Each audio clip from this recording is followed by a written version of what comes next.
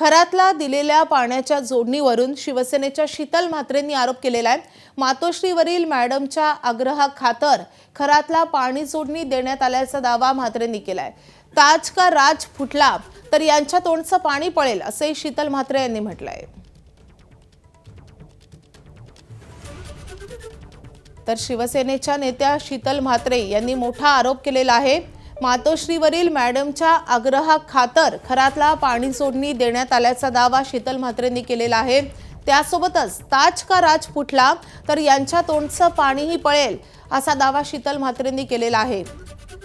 खरातच्या संस्थेला त्याच्या मंदिराला ठाकरे सरकारच्या काळात पाणी देण्यात आलं, त्याचा जीआरही समोर आलेला होता। त्यानंतर सरकारने विरोधकांवर सडकून आरोप केलेले होते। त्या सगळ्या पार्श्वभूमीवर शीतल म्हात्रेंनी हा घणाघाती आरोप केलाय। तर शीतल म्हात्रे यांची एक्सपोस्ट आपण पाहतोय। क्रूर कर्मा खरातला दिली गेलेली पाणी जोडणी मातोश्रीवरील मॅडमच्या आग्रहाखातर होती म्हणे। यही तो नहीं ताज का राज, ठाकरेंच्या शिवसेनेला हा प्रश्न विचारला पाहिजे। ताज का राज फुटला तर यांच्या तोंडचं पाणी पळेल।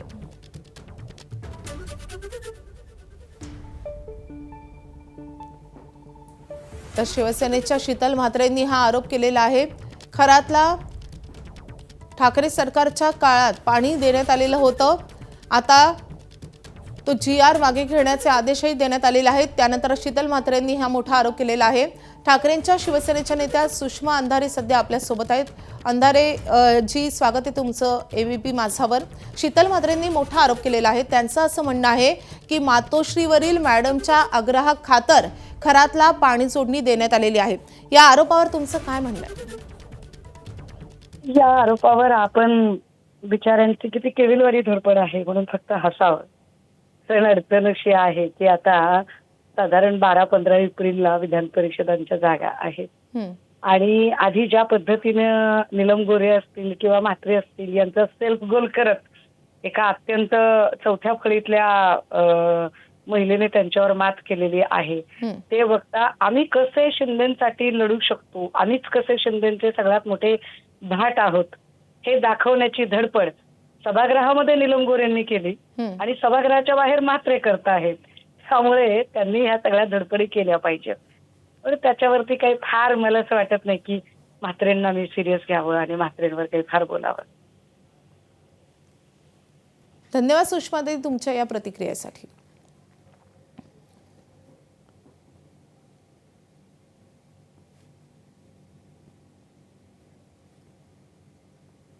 तर शिंदेंच्या बाजूने बोलण्यासाठी सभागृहामध्ये नीलम गोरे प्रयत्न करतात आणि सभागृहाबाहेर शीतल म्हात्रे असा केविलवाना प्रयत्न करतायत असं प्रत्युत्तर सुषमा अंधारे यांनी दिलेलं आहे। मातोश्रीवरील मॅडमच्या आग्रहाखातर हे पाणी वळवण्यात आल्याचा आरोप शीतल म्हात्रेंनी केलेला आहे। तर खरातला दिलेल्या पाण्याच्या जोडणीवरून शिवसेनेच्या शीतल म्हात्रेंनी हा आरोप केलेला आहे। मातोश्रीवरील मॅडमच्या आग्रहाखातर खरातला पाणी जोडणी देण्यात आल्याचा त्यांचा दावा आहे। ताज का राज फुटला तर यांच्या तोंडचं पाणी पळेल असा त्यांचा दावा आहे। शीतल म्हात्रेंनी थेट रश्मी ठाकरेंवर निशाणा साधलेला आहे। रश्मी ठाकरेंचं नाव न घेता त्यांनी थेट रश्मी ठाकरेंवर हा निशाणा साधलेला आहे। त्यामुळे शीतल म्हात्रेंना नेमकं म्हणायचंय काय हा प्रश्नही उपस्थित होतोय। मात्र सुषमा अंधारेंचं असं म्हणणं आहे की हा केवळ केविलवाना प्रयत्न आहे शिवसेनेकडून होणारा। खरात प्रकरणी शीतल म्हात्रेंनी ही एक्सपोस्ट केली आहे आणि त्यावरून त्यांनी मोठे आरोप केलेत।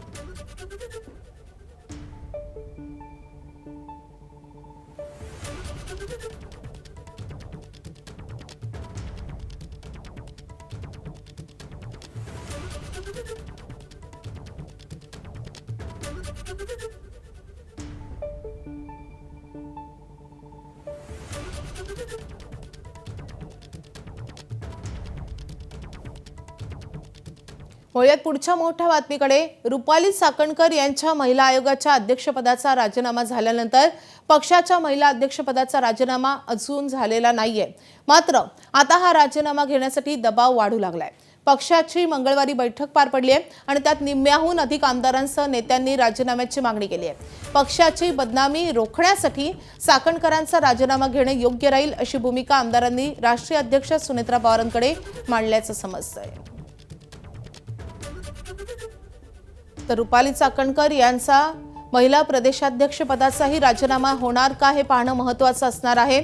मात्र महिला आघाडीतील काही नाशिकमधल्या पदाधिकाऱ्यांनी देखील त्यांना कडाडून विरोध केलेला आहे। त्यांनी देखील सुनेत्रा पवारांची भेट घेतलेली होती। त्यासोबतच रुपाली ठोंबरेंनी देखील सुनेत्रा पवारांची भेट घेतलेली होती। त्यामुळे आता रुपाली चाकणकरांवर कारवाई होणार का, पक्षांतर्गत या महिला प्रदेशाध्यक्ष पदाचा राजीनामा घेतला जाणार का हे पाहणं महत्त्वाचं आहे। मात्र राष्ट्रवादीच्या आमदारांच्या बैठकीत अनेकांचा सूर तसाच होता अशी महत्त्वाची अपडेट समोर येते। मंगळवारी पक्षाची महत्त्वाची बैठक पार पडलेली आहे आणि या बैठकीमध्ये निम्म्याहून अधिक आमदारांसह काही नेत्यांनी देखील चाकणकरांच्या राजीनाम्याची मागणी केल्याचं समोर येत आहे।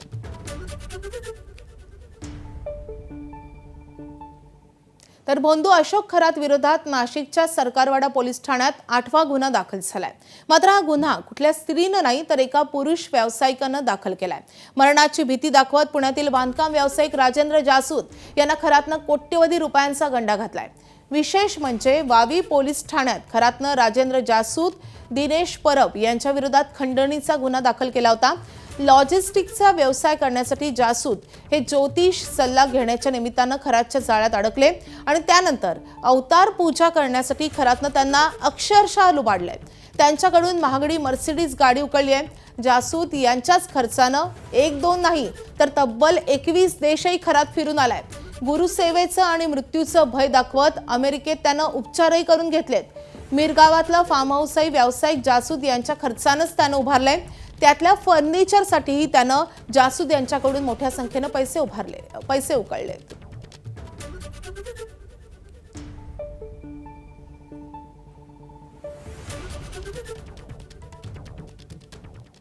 तर व्यावसायिक राजेंद्र जासूद यांची खरातनं कशी फसवणूक केली आपण ग्राफिक्सद्वारे पाहूयात। तर खरातनं लॉजिस्टिक व्यवसायासाठी अवतार पूजा करण्याचा बहाणा केला। अवतार पूजा करण्यासाठी त्यानं मर्सिडीज गाडी उकळली। त्यानंतर 2018 मध्ये त्यानं MH15 GL 8181 नंबरची मर्सिडीज खरातला भेट देण्यात आली। तर परिसाची शक्ती प्राप्त करण्यासाठी 21 देशांची भ्रमंती करणं गरजेचं असल्याचं खरातनं जासूद यांनी सांगितलं। त्यानंतर व्यावसायिक जासूद यांच्याच खर्चानं खरात तब्बल 21 देश फिरला। 21 देश न फिरवल्यास नागदेवता दंश करेल अशी भीतीही जासूद यांना दाखवण्यात आली। त्यासोबतच गुरुसेवा मृत्यूची भीती घालत अमेरिकेत 29 लाखांचा वैद्यकीय खर्चही खरातनं केला। 2018 ते 2025 पर्यंत व्यावसायिक जासूद यांना 4 ते 5 कोटींचा गंडा खरातनं घातला। तर 1 ऑक्टोबर 2018ला रात्री 8 वाजता ईशान्येश्वर मंदिरात त्यानं पूजेसाठी बोलावलं। ईशान्येश्वर महादेव नागाच्या रूपात दर्शन देतील असं भासवत खोटा नाग दाखवून त्यांना भीती दाखवण्यात आली। नागदेवतेच्या दर्शनानंतर 21 देशात मातीला स्पर्श करूनच लॉजिस्टिक व्यवसायाची बतावणी त्यानं केलेली होती। तर मिरगावातील फार्म हाऊस बांधण्यासाठी त्यानं जासूद यांच्याकडून 1,11,00,000 रुपये उकळले। त्यासोबतच नव्या वास्तूत तुर्कस्तानचं लाकूड आणि लोखंडाच्या फर्निचरसाठी 49 लाखांची देखील मागणी केली। त्यासोबतच फार्म हाऊसमध्ये किचन बांधण्यासाठी 42 लाख रुपये उकळले। पूजाविधीच्या नावाखाली Kharat Uganda, Egypt, Ireland, Sri Lanka, Cambodia, Bangladesh, Myanmar, Greenland या सगळ्या देशांचा दौरा करून आला। ग्रीनलँडमध्ये असताना फरशीवर झोपून स्वर्गात जाण्याचं नाटकही खरातनं केलं।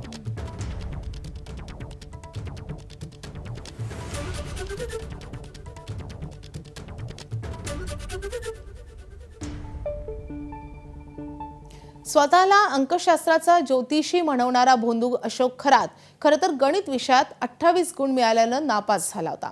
तर वावी गावातील रयत शिक्षण संस्थेच्या शाळेत तो शिकत असताना त्याच्या या उद्योगांमुळे त्याला कोंबडी चोर म्हणून ओळखलं जात होतं. त्यानंतर भोंडू अशोक खरात मर्चंट नेव्हीत हमाली करायला गेला. त्यामुळे तो स्वतःला कॅप्टन म्हणून घ्यायला त्याने सुरुवात केली.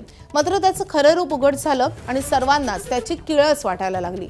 तो ज्या शाळेत शिकला तिथे आता शिक्षण घेणाऱ्या विद्यार्थ्यांनी खरातच्या या उद्योगांमुळे आमची शाळा नाहक बदनाम झाल्याचं म्हटलंय.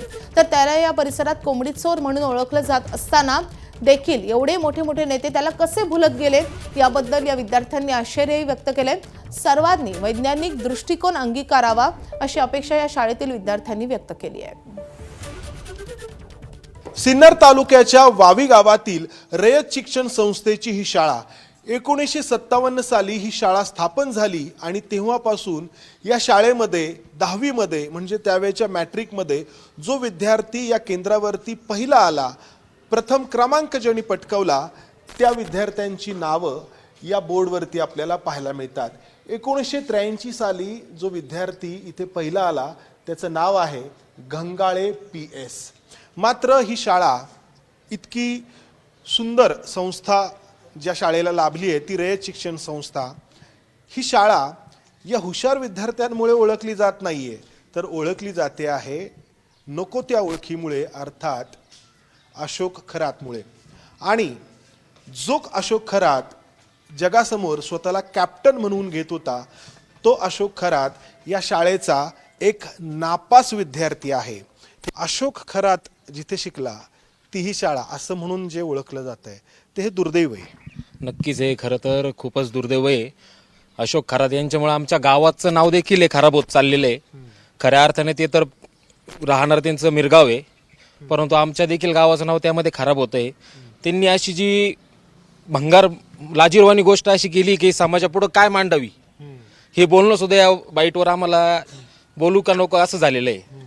काय बोलावं काही नाही, एकदम म्हणजे लाजिरवाणी गोष्ट या ठिकाणी अशोक खरात यांनी केलेली आहे. एक तर ते कॅप्टन म्हणायचे लायकीचे सुद्धा नाहीये. या सगळ्या परिसरामध्ये तो कॅप्टनच म्हणून घेत होता. नाही, परिसराला सर्वांना माहित होतं त्याची काय पद्धत आहे काय वगैरे. इथं तर त्यांना कोंबडी चोर असेच म्हटलं जायचं पहिल्यापासून. या भागामध्ये कोंबडी चोर म्हटलं जाईल. हो, कोंबडी चोर, मोटर चोर आमच्या वडिलांच्या वर्गात होते. आमच्या वडिलांनी आम्हाला स्वतः सांगितलेलं आहे हे कॅप्टन खरा ते कोंबडी चोर होते पहिल्यापासून. घरून अंडे चोरून आणणे, शाळेत विकणे हा त्यांचा पहिल्यापासूनचा धंदा होता. नंतर ते शाळा सोडून गेल्यानंतर ते 5-7 वर्ष गायब झाले. मग त्यामुळे मग ते कुठं गेले काय झाले, नंतर डायरेक्ट कॅप्टन बनून झाले. आता तुमच्या मार्फत आम्हाला कळलं का ते कॅप्टन तर नाही म्हणे, तिथं न्यूयॉर काय कामाला होते ना, काहीतरी काम करायचे. आणि आता तिने जर कॅप्टन म्हणून इकडे लोकांना इतकं फसवलं आजपर्यंत भागात. म्हणायचं एवढंच आहे का सर, यामध्ये मोठे मोठे मंडळी फसले यामध्ये का यांनी जास्त मॅजिकवर विश्वास केला. पण म्हणायचं एवढंच आहे का विज्ञान आणि या गोष्टी सोडून आपण या गोष्टी जास्त विश्वास ठेवतोय. आपण एवढे मोठे मोठे नेते फसले गेले यामध्ये, पण आता बोलणार तरी काय असा प्रश्न निर्माण झालेला आता तरुण पिढीला. कॅमेरामन अमोल गवाळेसह मंदार गोंजारी, ABP माझा, वावी, नाशिक. अशोक खरातकडून जप्त बंदुकीचा परवाना नाशिक जिल्हा प्रशासनानंच त्यांना दिल्याचं उघड झालंय. 15 ऑक्टोबर 2012ला शस्त्र परवाना खरातला मंजूर झाला, तर 1 जानेवारी 2024ला या परवान्याचं नूतनीकरण झाल्याची नोंद आहे. चौकशीत खरातच्या फार्म हाऊसवरून 21 काडतुसं जप्त करण्यात आली आहेत. त्यातली 5 काडतुसं वापरली गेली आहेत. त्याचा वापर नेमका कुठे झाला याचा शोध सध्या घेतला जातोय.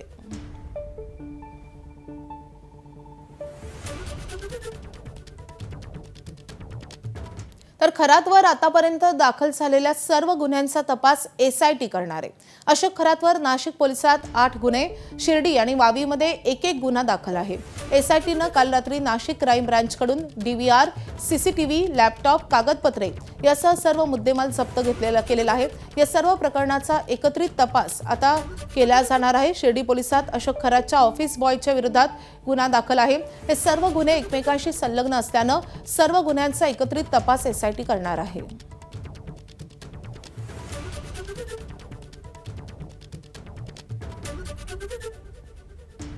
तर बंधुबाबा अशोक खरात प्रकरणात पोलीस तपासाला वेग आलेला आहे. बडे आयुर्वेदिक औषधं आणि जडीबुटी दुकानाच्या मालकाची आता चौकशी होणार आहे. खरातनं या दुकानातून हरणाची कस्तुरी आणि जडीबुटी खरेदी केल्याचा संशय आहे. नाशिक रोड परिसरातील एक ज्वेलरही पोलिसांच्या रडारवर आहे. संबंधित ज्वेलरकडून बनावट रत्नांची खरेदी खरातनं केल्याची माहिती आहे. अंधश्रद्धा आणि फसवणूक प्रकरणातील पुरावे जोडण्याचा पोलिसांना प्रयत्न सुरू आहे. आर्थिक व्यवहार आणि धार्मिक विधींचा संबंध तपासात उलगडण्याची शक्यता वर्तवली जाते.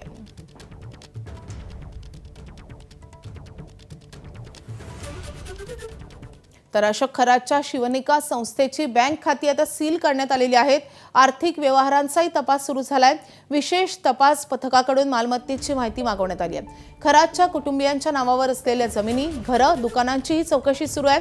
नोंदणी विभागाकडून राज्यभरातील खरातच्या मालमत्तांचा शोध सुरू आहे. कोट्यवधी रुपयांची आर्थिक माया उघड होण्याची शक्यता आहे. मालमत्ता खरेदीसाठी पैसा आला कुठून याचाही तपास सुरू आहे. बेनामी मालमत्ताही असल्याचा संशय व्यक्त होतोय.